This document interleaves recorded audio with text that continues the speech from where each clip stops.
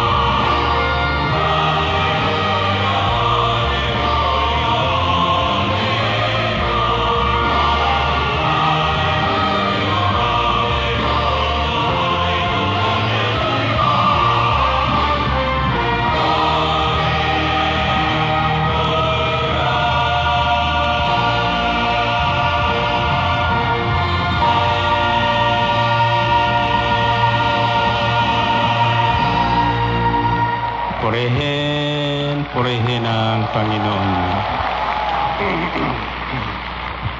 Let's take a reading from the Gospel according to Matthew chapter 6 verses 24 to 34. No one can serve two masters. Either he will hate the one and love the other, or he will be devoted to the one and despise the other. You cannot serve both God and money. Therefore, I tell you, do not worry about your life, what you will eat or drink, or about your body, what you will wear. Is not life more important than food, and the body more important than clothes? Look at the birds of the air. They do not sow or reap or store away in barns, and yet your heavenly Father feeds them. Are you not much more valuable than they? How you by worrying can add a single hour to his life? So do not worry about clothes. See how the lilies of the field grow. They do not labor or spin. Yet I tell you that not even Solomon in all his splendor was dressed like one of these. If that is how God clothes the grass of the field, which is here today, and tomorrow is thrown into the fire, will he not much more clothe you, O you of little faith? So, do not worry saying, what shall we eat, or what shall we drink, or what shall we wear? For the pagans run after all these things, and your heavenly Father knows that you need them. But seek first his kingdom and his righteousness, and all these things will be given to you as well. Therefore, do not worry about tomorrow, for tomorrow will worry about itself. Each day has enough trouble of its own. Purihin ang Panginoon.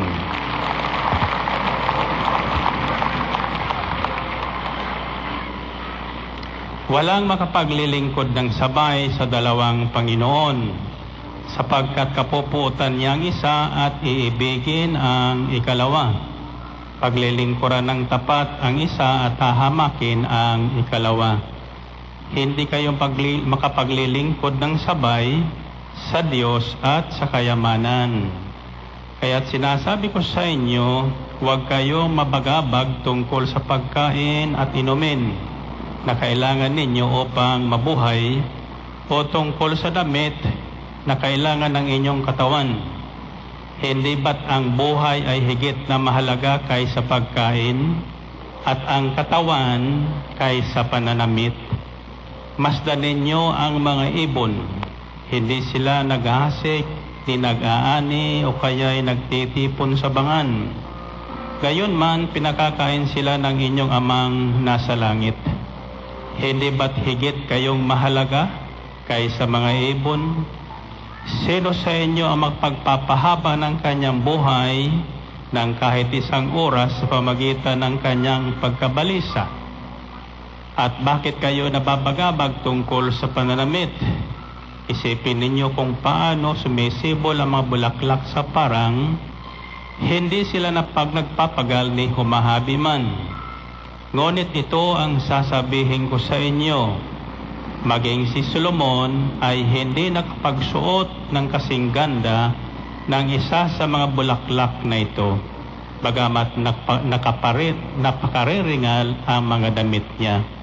Kung ang mga damo sa kabukiran ay buhay ngayon at kinabukas ay iginagatong sakalan, ay dinaramta ng Diyos, kayo pa kaya? Kay liit ng pananalig ninyo sa Kanya. Kaya't huwag kayong mabalisa tungkol sa inyong kakanin, iinumin o daramtin. Sapagkat ang mga bagay nito ang kinahumalingan ng mga taong wala pang pananalig sa Diyos. Alam ng inyong amang nasa langit na kailangan ninyo ang lahat ng ito. Ngunit pag sumakitan ninyo ng higit sa lahat, ang pagharian kayo ng Diyos at mamuhay ng ayon sa kanyang kalooban at ipagkakaloob niya ang lahat ng kailangan ninyo. Kaya wag ninyong ikabahala ang para sa araw ng bukas. Sa kanan ninyo harapin kapag ito'y dumating. Sapat na sa bawat araw ang kanyang mga suliranin. Brothers and sisters, ito po ang mabuting balita ng ating kaligtasan. All hail King Jesus. I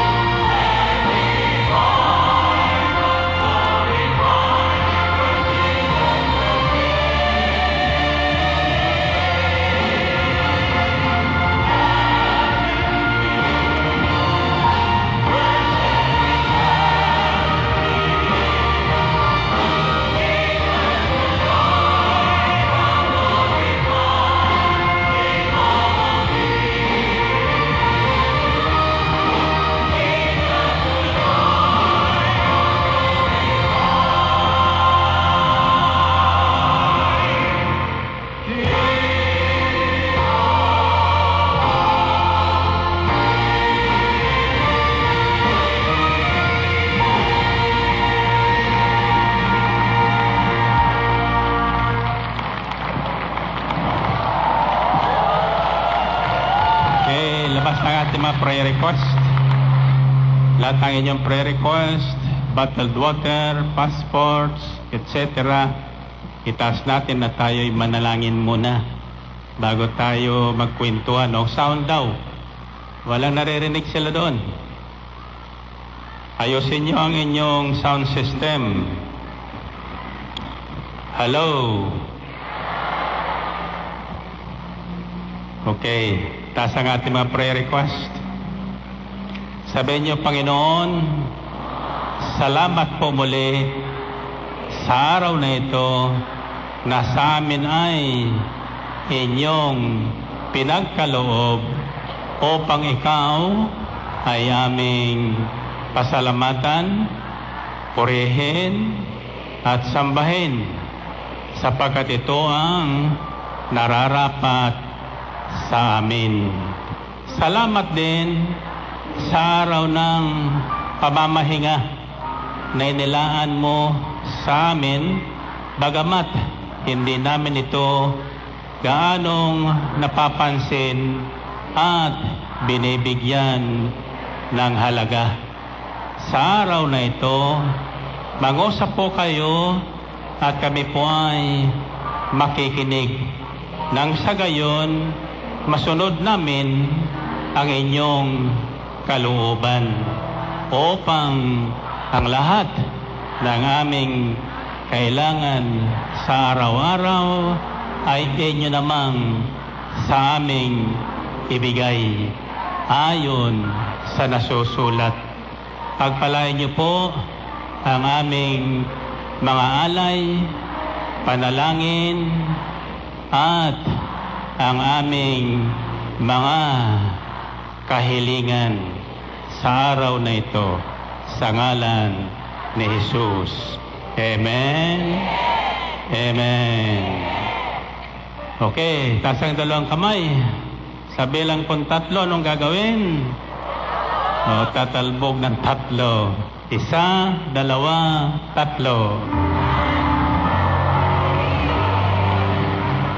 Okay. So sa ating anunsyo, ay supposed to be by this time, nasa finally na tayo. 10 minutes before 9. Subalit, sadyang hindi po natin kontrolado ang mga pangyayari, kaya we are running overtime by a few minutes after now. But I'll see to it that I'll not go more than 1 hour tonight. Papaliwanag ko sa inyo kung bakit. Andito ba kayo nakaraang Sabado? Sinong wala rito? Sinong wala rito nung Sabado? Ako, di ba? Wala ko rito. Sabihin niyo, Brother Mike, bakit wala kayo? Alam niyo kung bakit wala ko? Sapagkat wala ako. Well, anyway, I must not hide something from you. I have to tell you the truth at ibig kong pakinggan nyo na mabuti ito sapagkat ito po'y aral na mahigpit na ipinakita sa akin ng Panginoon na ito po ay nagagawa nating lahat. Ang kasalanan sa templo ng Diyos. We are sinning against the house of God, which is our body. Sabi sa ating tinunghayan, Ebanghelyo ngayon, sabi ng Panginoon Kristo, huwag kayong mabalisa tungkol sa inyong iinumin, kakainin at daramtin, sapagkat higit na mahalaga ang inyong buhay kaysa pagkain at ang inyong katawan kaysa inyong pananamit. Isigaw yung salitang katawan. Lakasan nyo. Kayo ba ay may katawan? Sino ang may katawan? Okay, pakinggan nyo mabuti ito sapagkat ito po ay aral na itinuro sa akin nung ako po ay ligid sa inyong palaman ay na emergency nung araw ng Biyernes. Nung ako po ay regular na nagja-jogging sa umaga, Friday morning, sa Tagaytay Highlands, for the first time, ako po ay kinakapos ng paghinga. At nanghina ang aking tuhod at mandilim ang aking paningin. Nang-estrelya ba? May nakita ba kayong paputok nung bagong taon? Yung sumasabog sa itaas. Pagkatapos maraming ilaw-ilaw na bumababa, kumukok titap. Ganon ang nakikita ko nung sandaling yon. At hindi ko sinasabi sa aking dalawang kasamang disciple sapagkat tayo kong pahalata na may nangyayari sa akin. Subalit nahalata na pala nila. Kaya yung isa sa kanila, lumapit sa akin at ako ay yinakap upang ako ay hindi bumagsak. Tuwing pipikit ko ang mata ko, lalo akong nangihina at nauupos. Kaya ang ginawa ko po ay pinilit kong idilat ang mata ko at tiningin ko sa langit. At nung nararamdaman ko na tila baga may masamang mangyayari, naalala ko yung mga patutuo nyo tungkol sa 1 + 1 = 3. Sabi ko sa isip ko, totoo kaya yun? Kaya ako po ay bumulong, sabi ko, 1 + 1 = 3. Lord, help me. Power, power, power. Dahan-dahan lang, ayaw kong parinig doon sa mga dalang disciple kasama ko.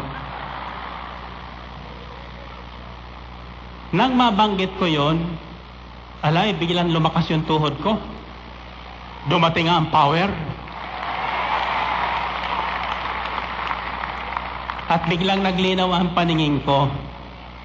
Subalit, mahina ang pakiramdam ko. May nararamdaman talaga ako. Kukwento ko sa inyo, after the overnight natin nung Pasko, since that night, hanggang bagong taon, may bumubulong na sa akin. Pumasok ka ng ospital. Magpa-check up ka. Ako naman, di ko pinapansin yon sapagkat, siyempre, mayabang tayo. Lagi natin sinasabing 25 years old lang tayo. Bata pa tayo, malakas tayo. Subalit, ang hindi ko alam, nagkakasala na pala ko sa tahanan ng Diyos. Sa anong paraan? Alam niyo ho, ipinaalala sa akin ng Espiritu ng Panginoon na ako po ay dumaraan sa ganong sitwasyon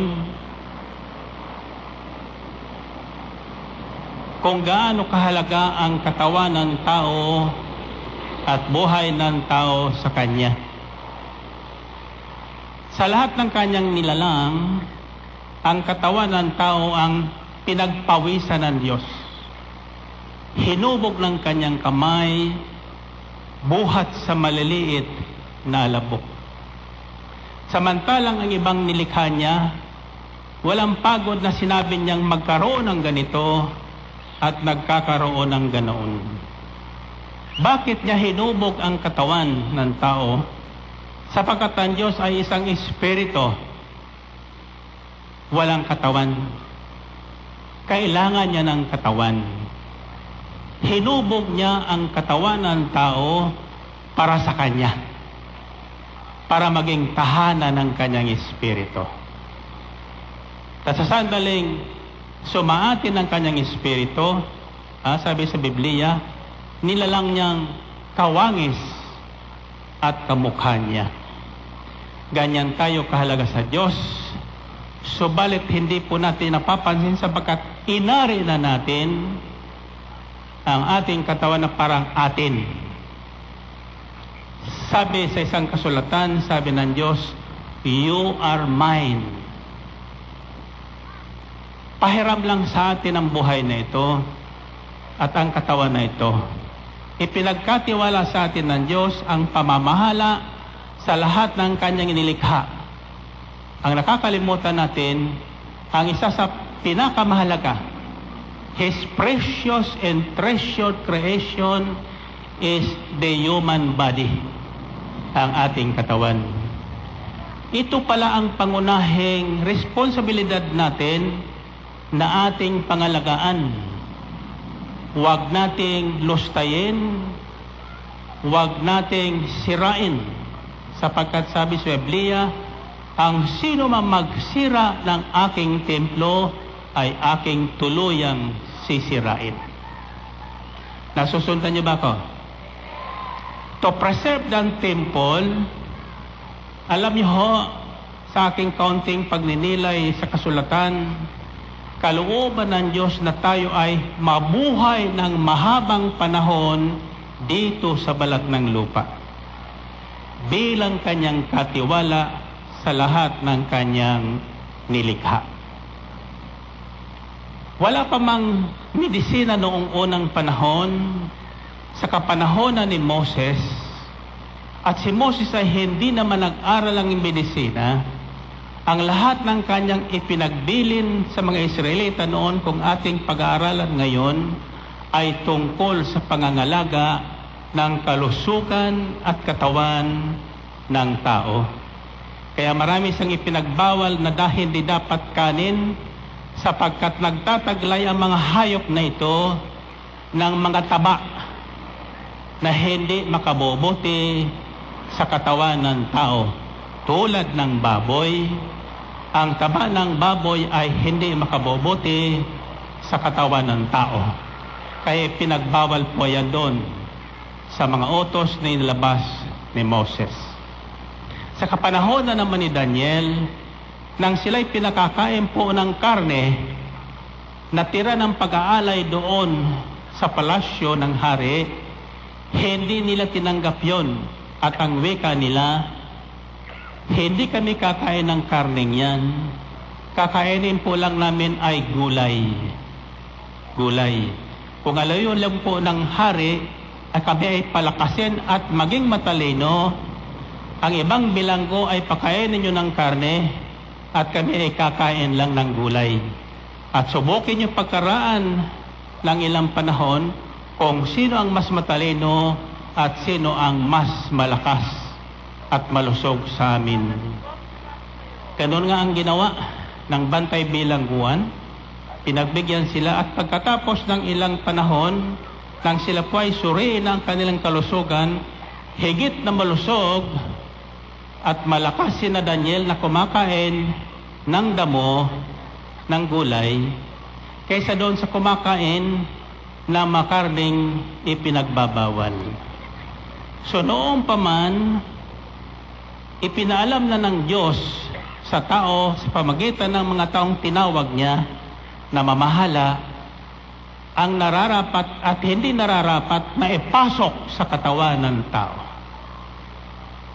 Nasusundan niyo ba?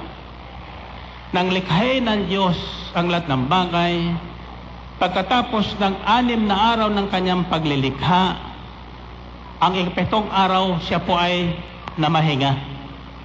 On the 7th day he rest, and he blessed that day and made it holy. Pinagpala niya ang araw na yon at ginawa niyang banal ang araw na yon. Mahalaga. Ipinangilin niya. Bakit? Para ba sa kanya? Hindi.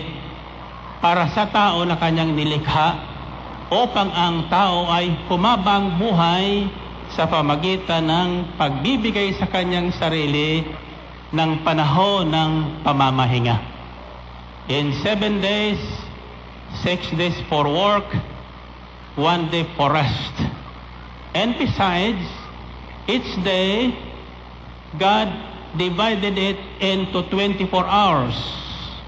8 hours for work, 8 hours for rest, and 8 hours for recreation. The purpose of which is to prolong human's life, to preserve the human body. That is how much God loves the human body. But we became super managers tayo po ay bumagsak sa bagay na ito, kaya hindi pa umaabot ng 50 years, 60 years, inaatake na sa puso, inaatake na sa alta presyon, marami ng sakit, diabetes, arthritis, bursitis, etc. Bakit? Bakit? Nawala na ng pahinga. Trabaho, trabaho, trabaho. Hanap buhay daw, hanap buhay, hanap buhay. Yung pala, hanap patay na. Lingid sa ating kalaman. Kain dito, kain doon. Kahit anong pinapasok sa katawan, kaya lumulubo ang katawan. Malaki naman ang katawan, mahina naman ang tuhod. Mahina ang resistensya. Ang iba naman, may pagkain, tipid, tipid, tipid, kaya butot balat na lang. Nasusundan niyo ba? Are you following me? You listen today sapagkat may aral pong pinakita sa akin ng Panginoon. Ako mismo, I thought I was doing right.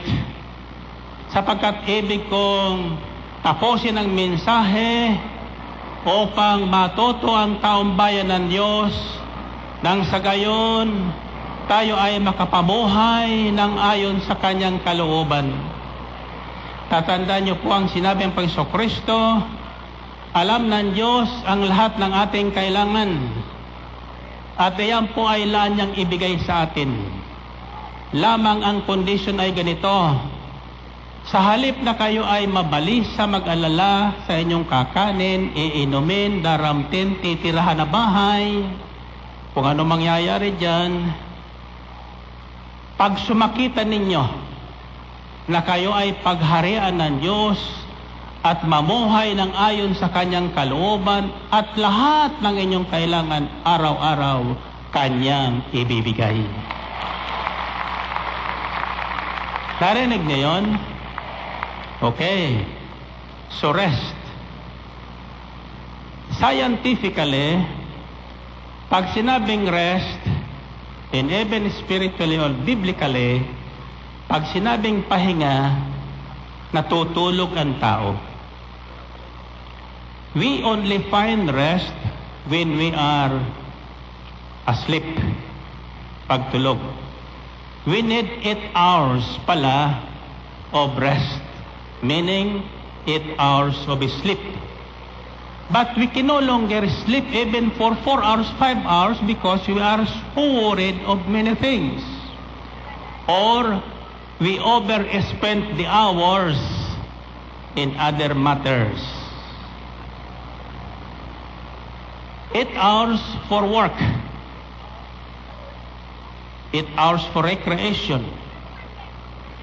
Recreation para tayo ay makaisa ng Diyos. Sapagkat only God can recreate. Recreation at the matter of going to dancing, nightclubs, etc. To recreate means to be in the presence of the Almighty God who created us, to refresh our body, our spirit, para tayo magkaroon ng spiritual rest sa harapan niya. Reason why the Sabbath rest was made holy by God. Sabbath starts 6 o'clock Friday afternoon until 6 o'clock Saturday afternoon, the 7th day. That's the Sabbath. Man has changed the Sabbath of God to their own Sabbath. Gumawa sila ng kanya-kanyang Sabbath. But God has declared the 7th day the Sabbath or the rest day. Whatever is your religion, whatever is your calendar, the 7th day is Saturday. The first day of the week is Sunday. Sabi sa Biblia. That's not the rest day. That's the Lord's day. So the Sabbath day is the day of rest and recreation and a day of worship. Iyan ang ating ginagawa. So, once this is fulfilled, nasusunod pala natin ang kalooban ng Diyos, kaya naman ang lahat ng ating kahilingan araw-araw at kailangan ay kusang ipinagkakaloob ng Diyos.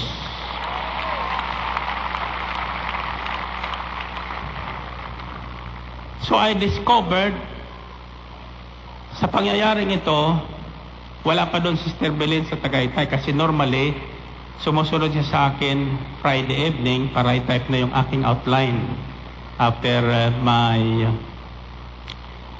overnight meditation. So that day, supposed to be normal day for us, for me, pag Friday, pagdating ko doon, antok na antok talaga ako, every Friday.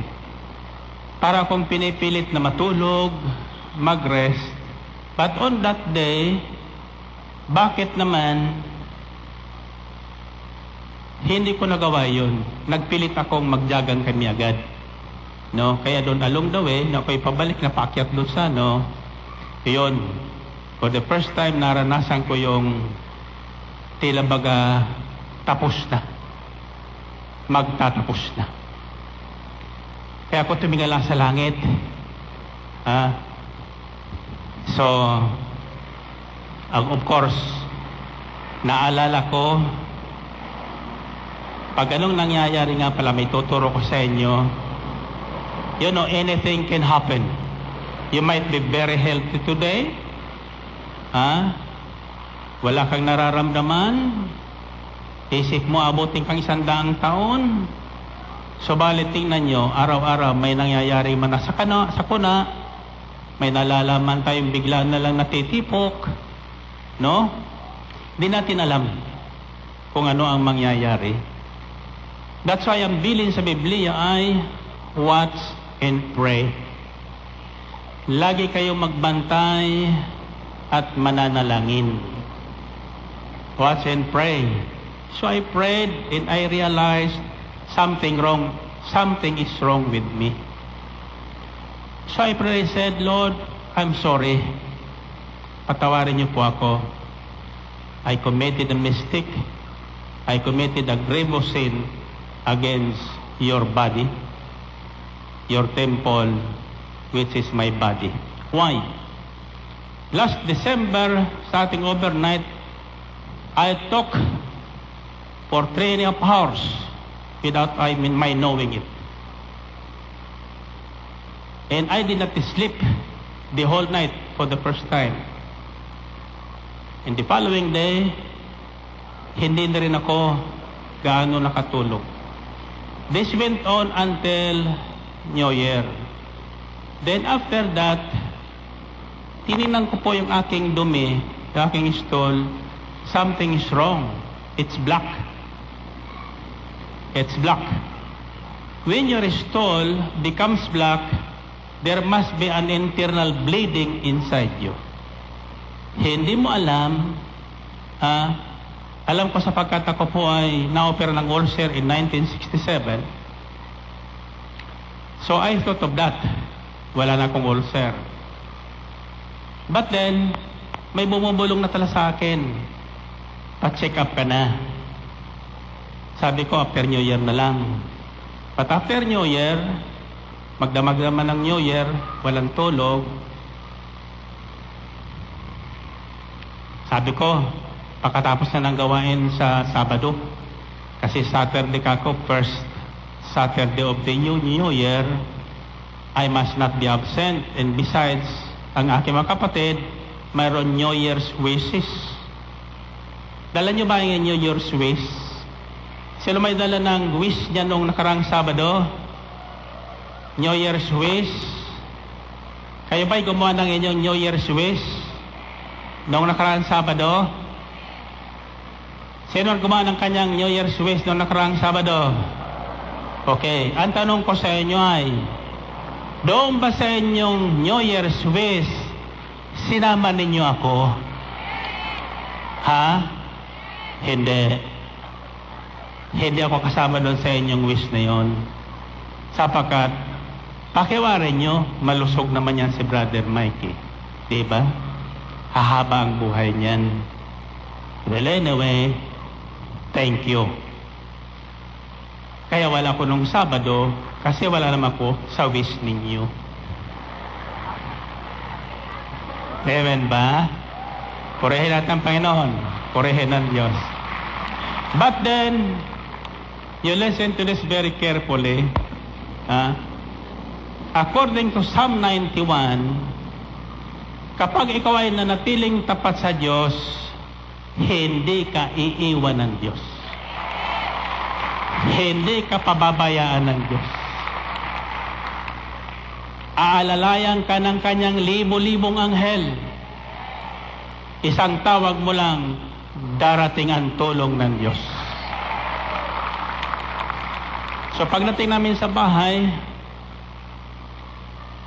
ang sabi ko sa aking cook, tawagan mo ang clinic doon sa Highland, call for a doctor para ako ma-check up what's wrong with me. Talagang nangihina ko, parang uhaw na uhaw ako. For the first time, hindi ko maintindihan. So dumating, salamat nga pala sa Lifeline Doctors. I'm sorry, nakalimutan ko lang ang pangalan nyo. At salamat din sa mga doctors dyan sa Asian Hospital, lalo na kay Dr. Antonio Calanok, Dr. Lopez, Dr. Aquino, Dr. ano pa yun? Isa? Sorry. They're also good. Neurosurgeon,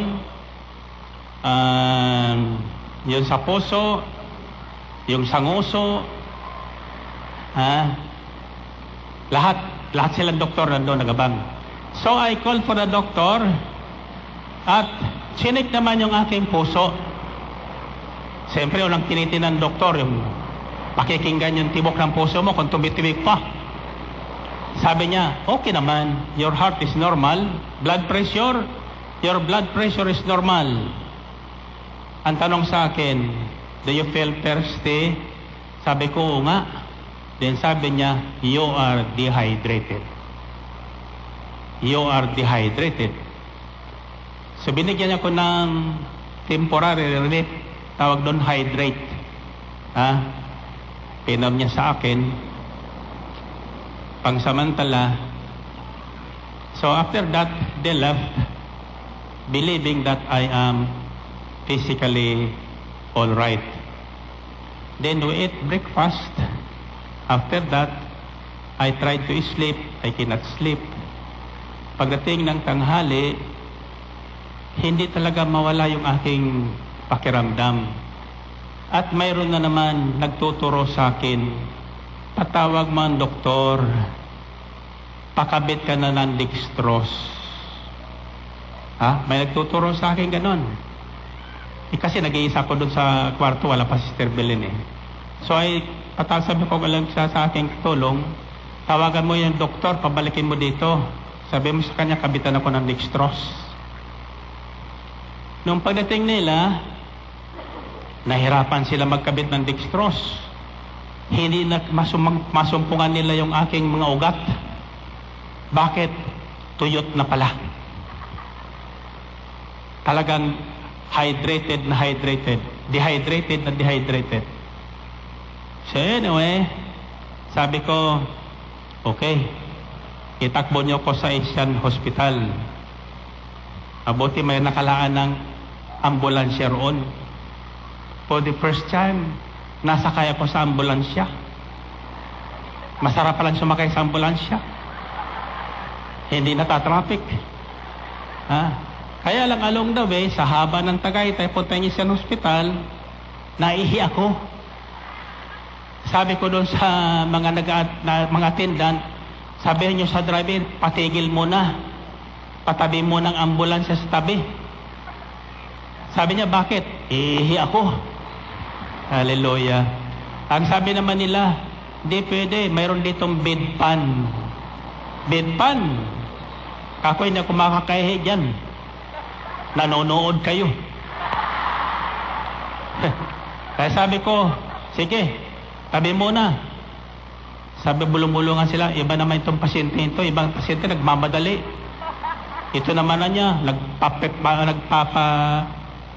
pa. Wala sila magawa. Tumigil mo sa tabi ng karsada. Yung ambulansya. Pagkatapos sabi ko sa kanila, alis kayo dyan. O, tumayo ko doon sa aking higaan. Nakakabit yung dextrose. Umihina ko. Hallelujah. Purihin natin ang Panginoon. Purihin ng Diyos. So anyway, tuloy na naman. Sabi ko, dahan-dahan lang ang takbo. Mahihilo ako. Sabi ng mga nag-a-attend sa akin, siguro ibang kasing pasyente ito. Hindi na magmamadali. So nakarating din kami, kahit hindi mabilis, nakarating din kami sa isang ospital. Pagdating ko doon, nag-aabang na sila sa akin doon. Nandoon na aking mga anak, nandoon na aking may bahay, nandoon yung mga doktor sa emergency. Lahat ng mga, yung MRI, yung X-ray, lahat na doon kagamitin. Walang gumagamit, nakalaan na para sa akin. Hinanda na. Takbuhan sila ngayon sa stretcher, tulak doon, pasok doon sa MRI, pasok dito, pasok kung saan ako pinapasok. Ang dami nilang examination na ginagawa sa akin. Anyway, pagdating ng hapon ng gabi, ito po ang usapan ng doktor. Isa-isa, dumating. Sabi sa akin ng doktor sa puso, cardiologist, sabi niya, Brother Mike, your heart is perfectly normal. Purihin ang Panginoon. At ang sabi niya, hindi lang normal, your heart is very strong. Sabi niya, it can sustain you for another 10-15 years. Pagdating naman ng yung neurosurgeon, neurologist, sa brain yun, sa brain. Kasi yung report sa kanila, nag-collapse ako. Kapag nag-collapse ka, either sa puso, alta pressure, etc. So, the danger is, maaaring yung brain mo ay tinamaan. So anyway, pagdating ng neurosurgeon, sabi sa akin, Brother Mike, tingnan mo niya ito. Yung daliri niya. Sabi niya, tingnan mo dito. Dito. Dito. Ginaganyan-ganyan. Sabi niya, ilan nakikita mo? Kako isa. Hallelujah. Sabi niya, akala niya mahuhuli niya ako eh. Tinitingnan niya. Sabi niya, iyan. Ako isa. Iyan. Dalawa. Iyan. Tatlo. Iyan. Apat. Sabi niya sa akin, okay ka pala talaga eh. Anyway, so dinaan doon sa mga examination, mga x-ray. Mayroon pang kinabit sa akin niya kung ano-ano. Sinampo pa yung buhok ko. Then, pinakita sa akin yung mga x-ray nila. Uy, sabi niya, pati ang akin dito sa liig, tinatawag ng carotid.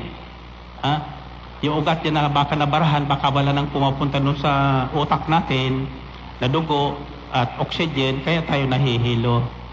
Sabi niya, Brother Mike, pinagpala ko talaga. Ako, bakit?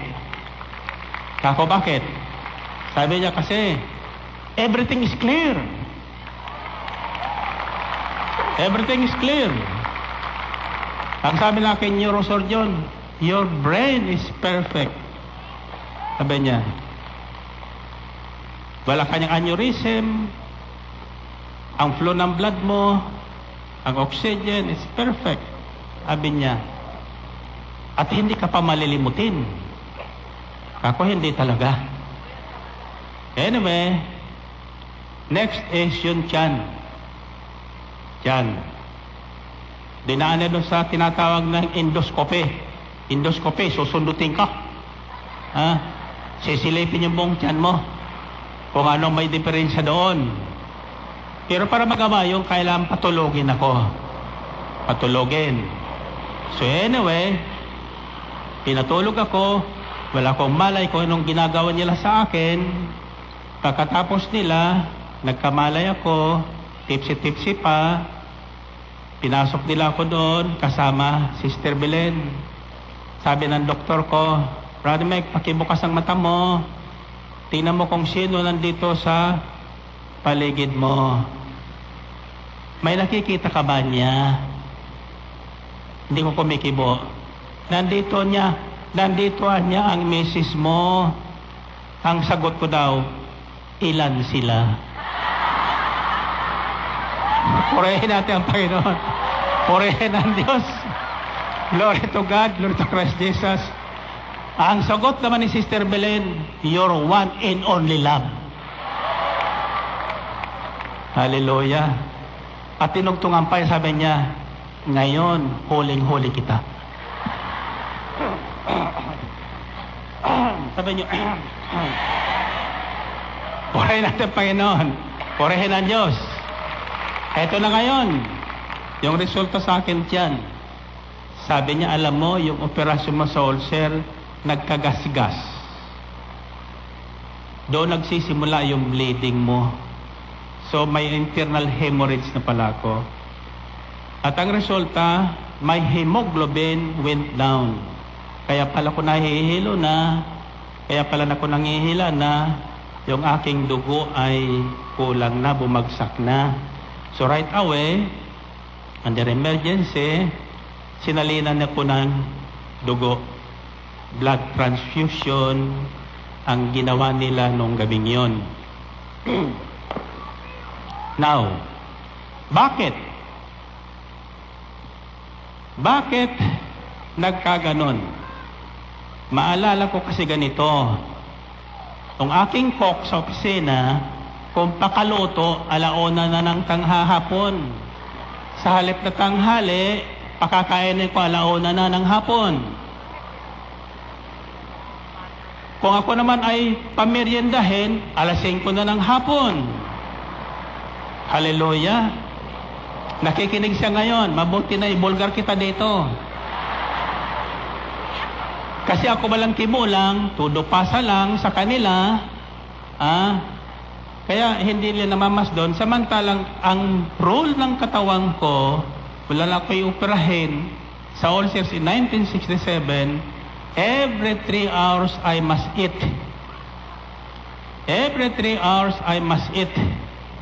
Sapagkat hindi na makakanain marami, sapagkat inalis ng aking stomach 75%, ang naiwan doon ay yung small intestine. Dinugtong na lang yun. No? So, ang nangyari, nagsama-sama na.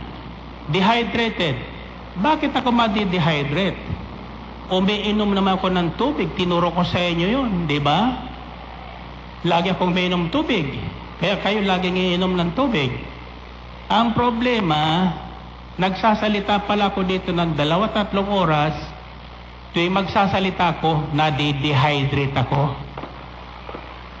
Narinig niyo yun? Stress, nakaka-dehydrate.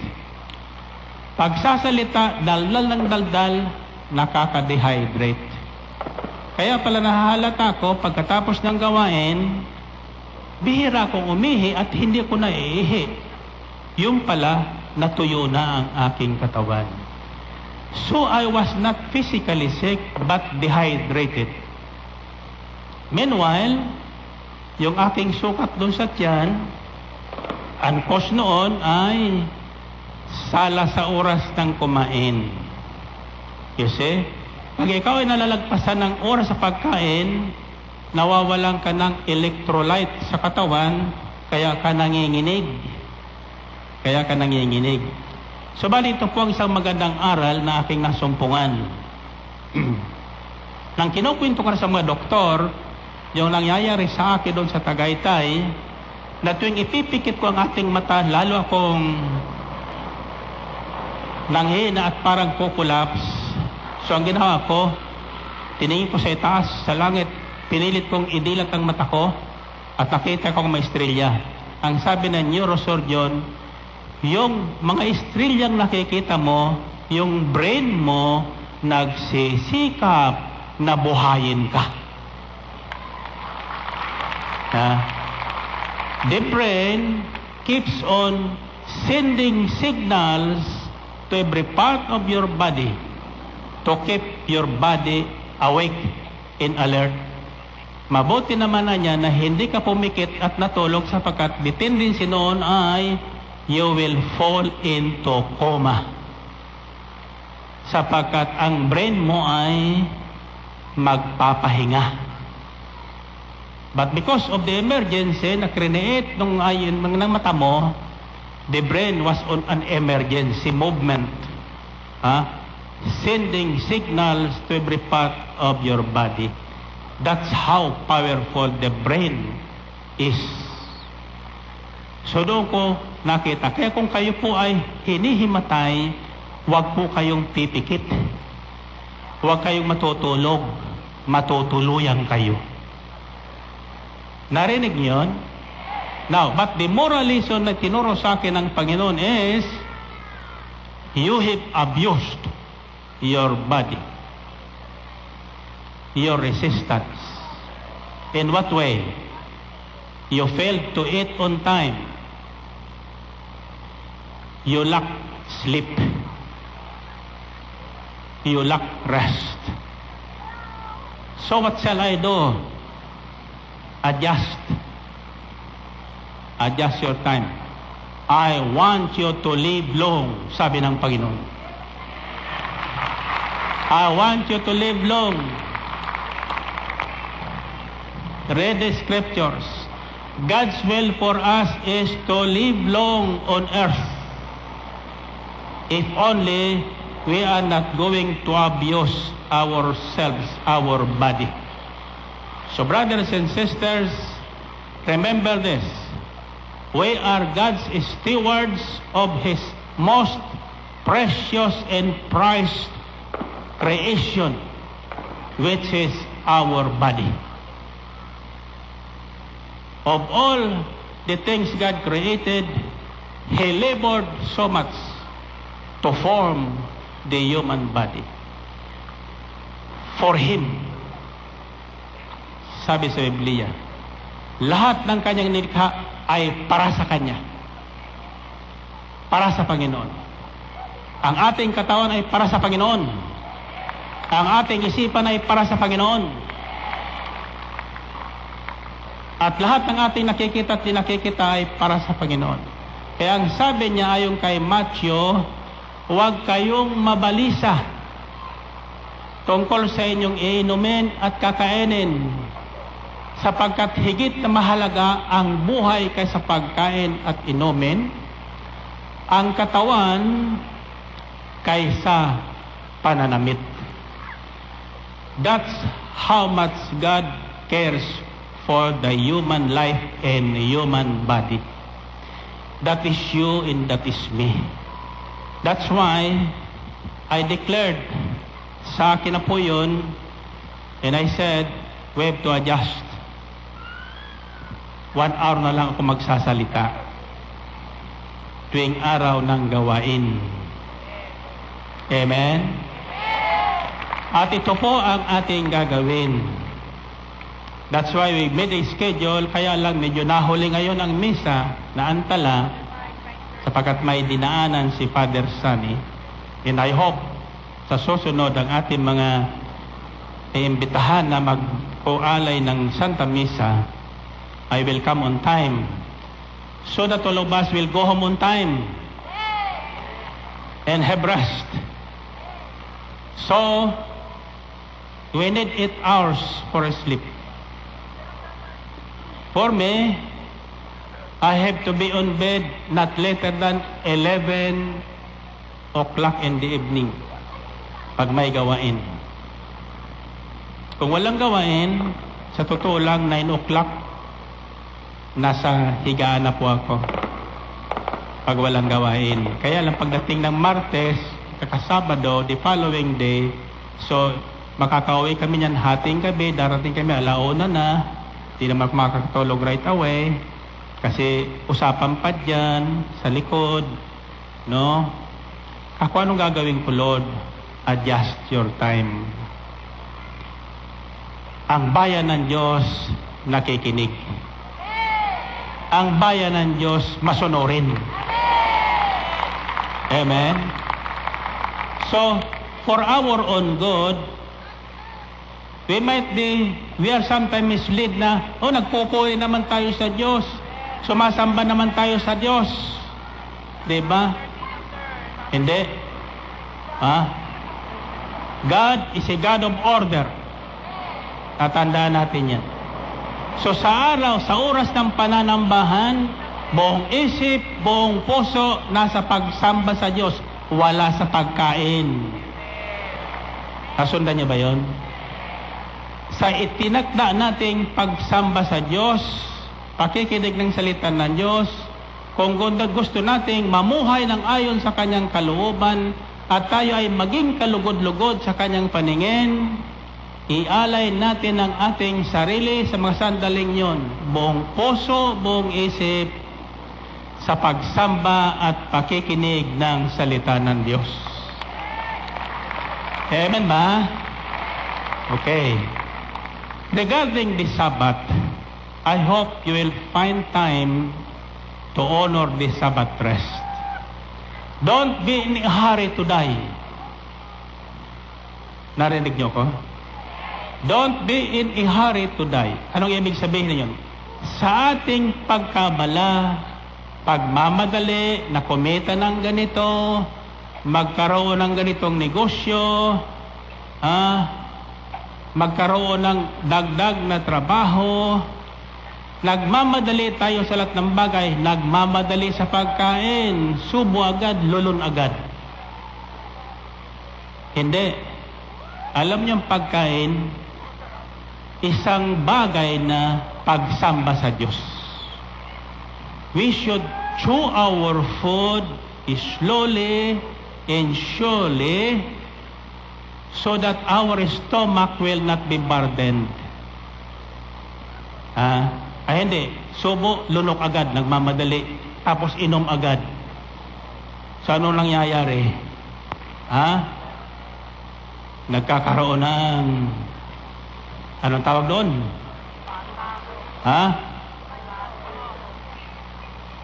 Basta, yung kain tayo ng kain, di man tayo nabubusog.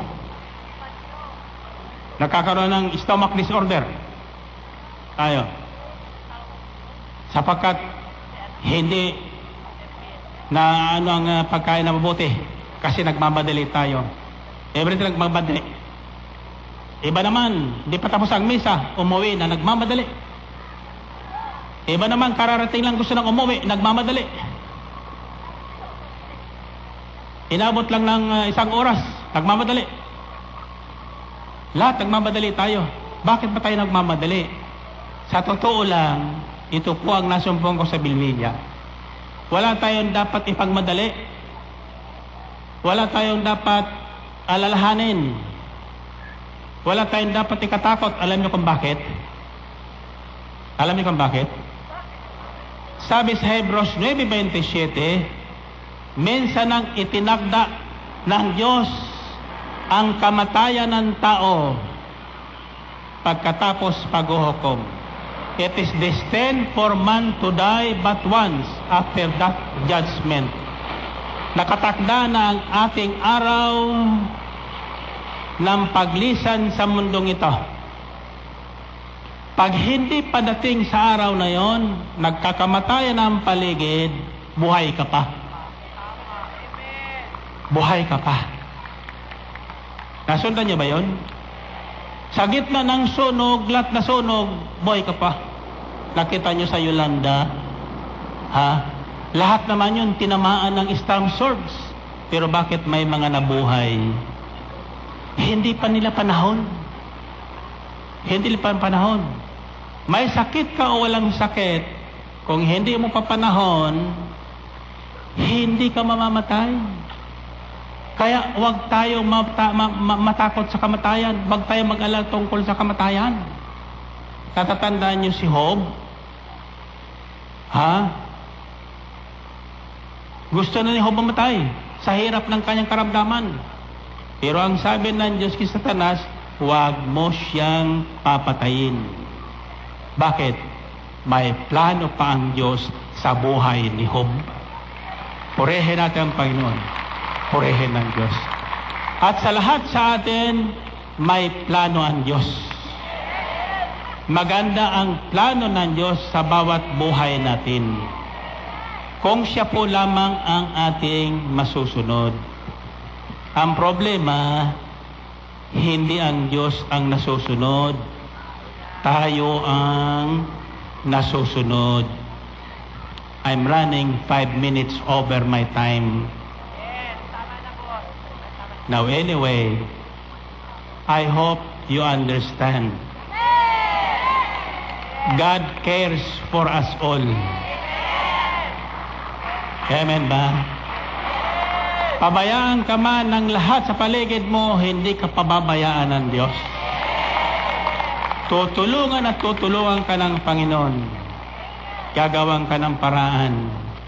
Since God knew that I was getting worried about my condition, so by inspiration, He forced me to check in into the hospital. Ito po ang mali ng ibang mananampalataya. Ayaw nila magpatingin sa doktor. Binigay sa atin ng Diyos ang mga doktor. Binigay sa atin ng Diyos ang mga medisina. Hindi pwedeng bahala na ang Diyos, bahala na ang Diyos sa akin. Ha? Pamamaraan ng Diyos yun, pangangalaga sa atin. Para tayo mapanatag, patingin tayo. So, nandun ako. Itong kwento sa akin ng doktor pagkatapos, nung ako'y pa-check out na, ang sabi niya sa akin, you know, Brother Mike, pinagmasdan ka namin mula nang dumating ang ambulansya. Na kay hatakin doon sa ambulansya, pinagmasdan namin ang mukha mo. Ha? Bakit nakangiti ka pa? Bakit nakangiti ka? All the way nakangiti ka. Mas kanong gawin namin sa iyo, nakangiti ka. Di mo nakita namin sa mukha mo yung pag-aalala kung anong nangyari na sa iyo. Kako, Dok, bakit ako nakangiti? Kasi mayroon akong Diyos. Mayroon akong Diyos na pinagtitiwalaan. Mayroon akong Diyos na mapagkakatiwalaan. Isang Diyos na hindi sinungaling. Isang Diyos na hindi pabaya. Isang Diyos na nagmamahal sa araw at sa gabi.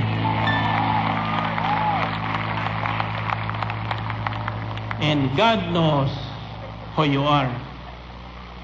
God knows what you are going through.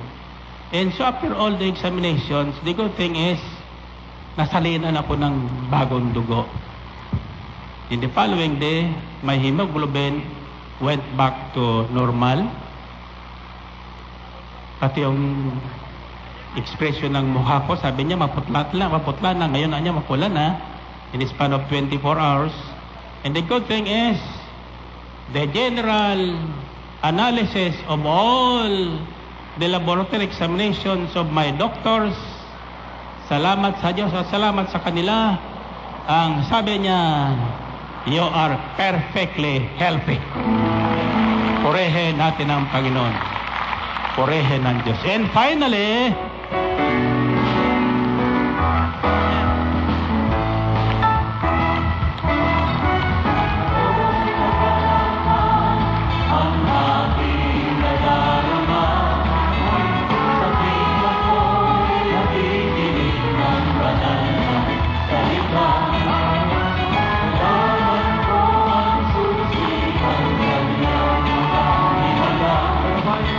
Sa gabay ng likod niya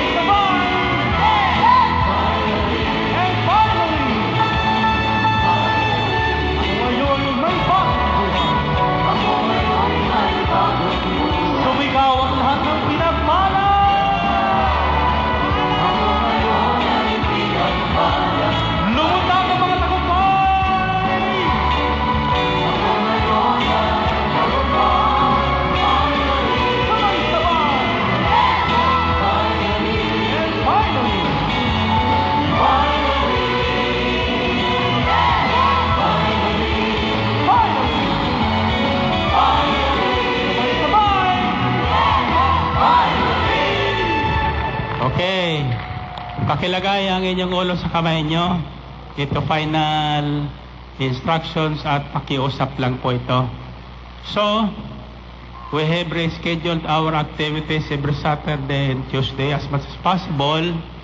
Matapos tayong 9. Hopefully, itong ating liturgical committee will see to it that those priests that they will invite will come on time so that we can finish on time.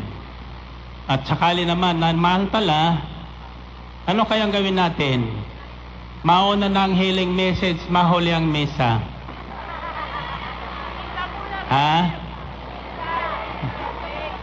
Ano? Baka naman kayo mag-uwian. So anyway, let's keep the same. Alam mo kasi busy rin talaga ang ating mga kaparian. Pero siguro naman, itong ating liturgical committee will see to it na yung kanilang iimbitahan, ipaliwanag ninyo ng mabuti ang ating patakaran. Para naman sila ay makapaghanda at hindi nila kaligtaan yung oras na ipagkakaloob nila sa atin. Nakikiusap lang po tayo, no? So that we will live long. Ito po ang kalooban ng Diyos. Kalooban ng Diyos na tayong lahat ay humabang buhay. Sa atin naman dito, once you are inside this place is holy. Narinig ba kayo? Naniwala po kayo doon? Okay, you can bring your bound, but please, wag mo na niyong kakainin. After the healing message at 9 o'clock, we'll see to it next time na ang 9 o'clock matatapos tayo. Kung maiwan man ako ng 30 minutes o 10 minutes, yun na lang aking gagamitin. Then after the healing message, you can stay around. You can have your agape meal.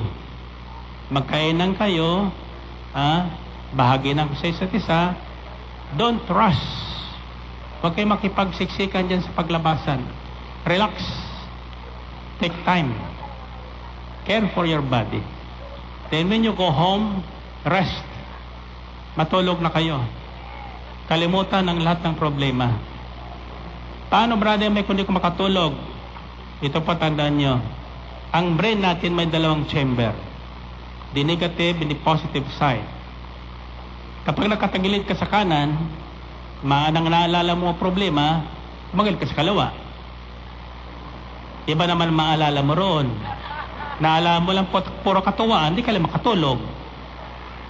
So paano yon? May neutral position. Dumiretso ka. Diretso mo ang higa mo, nakakita kayo ng patay. Sa posisyon ng patay, walang naalala na yon. Diretso yon, neutral. Nakadiretso ang ulo, nakadiretso ang paa, diretso ang dalawang kamay, pikit ang mata. Makakatulog ka na niyan. Amen ba? Subukan niya lang pag-uwi niya ngayon. Sabi ng isang bisita ko kanina umaga, sabi niya, ay brother Mike, delikado yan. Kako bakit? Baka tuluyan ako mamatay. Ay hindi mo na kako malalaman yun. Tulog ka na noon. Amen ba? So, tandaan nyo, God wants us to rest. Pahinga ang katawan. Alagaan yung katawan na yan. Huwag yung papayatin. Huwag yun ang palulubuhin. Amen ba? Okay. Find your partner. Find your partner. Sabi mo sa partner mo, remember this, God cares for you. Okay, 1 plus 1. Okay. Inintindihan niyo ba yun? God cares for us. So sabi mo sa pangalawa, you care for your body. Ano sa Tagalog yun? Alagaan mo ang katawan mo. Huwag mong sisirain. Huwag mong pababayaan. 1 plus 1. 3 plus 3.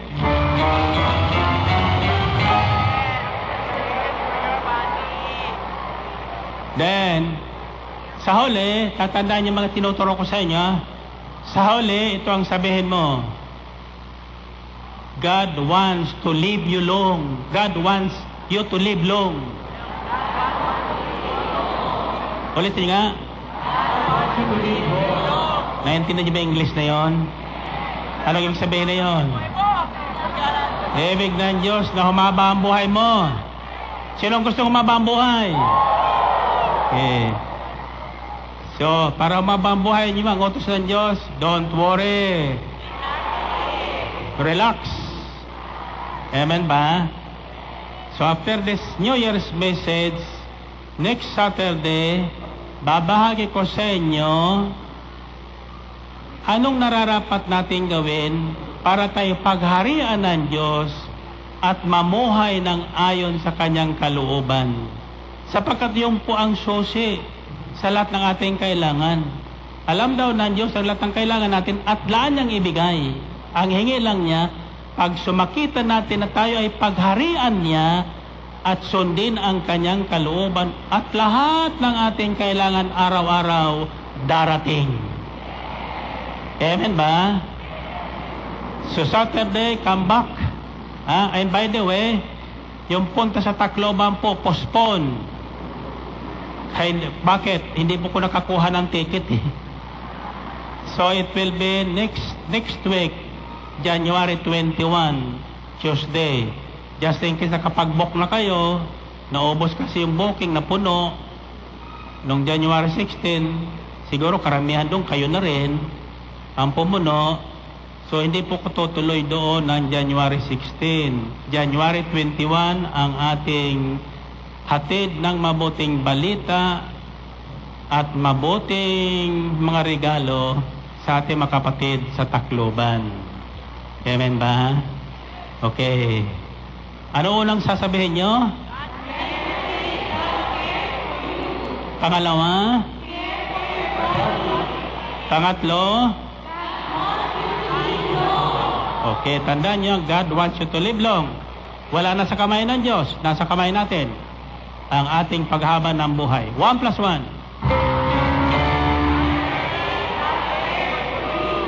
3 plus 3.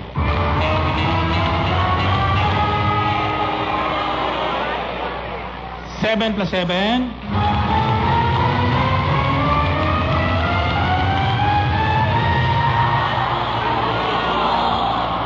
Okay, ito sa kamay. Sa kamay. Ito, pagtapong ko sa inyo, sisigaw nyo, bagong taon, bagong buhay, hahaba ang aking buhay. Ulitin nyo nga.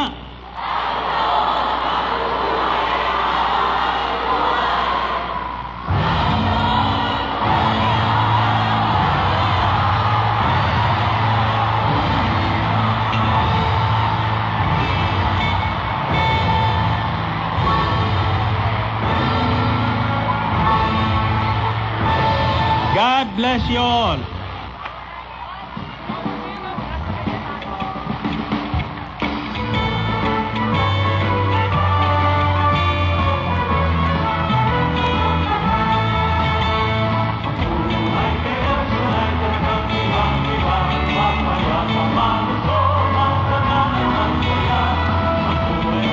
Purihin ang Diyos at salamat sa mensahe ng ating...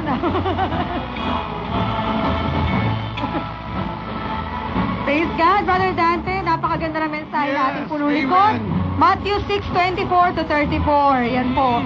Tungkol po sa pangangalaga ng ating katawan. Yes. Kaya ngayon, sa taong ito, ang sabi ng punong likod, bagong taon, bagong buhay, hahaba ang ating buhay. Amen. Keep on trusting to Yahweh El Shaddai. Amen.